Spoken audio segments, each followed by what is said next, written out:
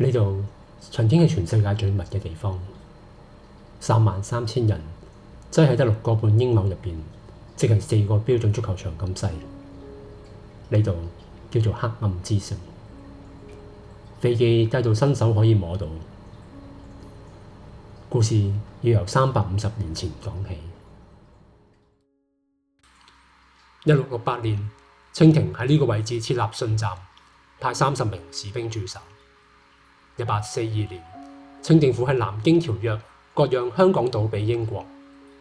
為咗監視英國人，清廷喺1847年起咗一座有牆嘅軍事城堡，就係九龍寨城。1898年，英國租借新界99年，但係份條約入邊唯獨九龍寨城保留中國管治。翌年，英軍攻入城寨，但係發現清兵已經走得一個都唔剩。之後幾十年，寨城變成一座冇人理嘅孤島。1933年，廣政府計劃清拆，當時只有436名居民，國民政府抗議，計劃唔成。1941年，日軍佔領香港，日軍將九龍寨城嘅城牆拆晒，啲花崗岩運去鋪啟德機場跑道。1945年，戰爭結束，但係寨城連最後一道牆都冇。國共內戰爆發，大量難民湧入香港。1947年，寨城已經有2000個寮屋。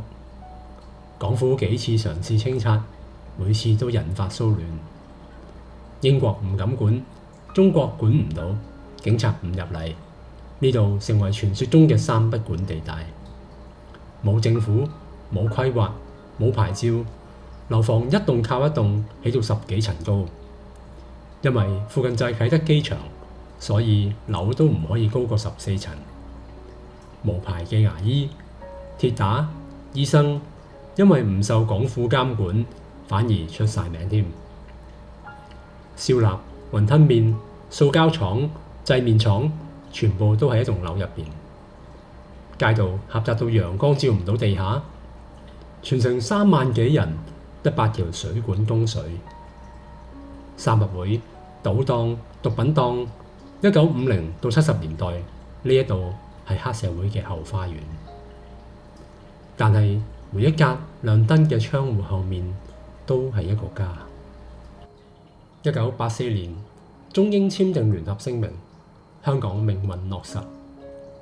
1987年1月14日，政府宣布清拆寨城。政府用27億港元賠償33000名居民，但有人仍然唔肯走，死守到最後。1993年3月23日，清拆工程正式開始。350棟樓，一棟一棟咁樣倒下。1994年4月，清拆完成，只係剩返清代嘅衙門同埋南門石額留低喺度。同一個位置，32年之後，呢度叫做九龍寨城公園。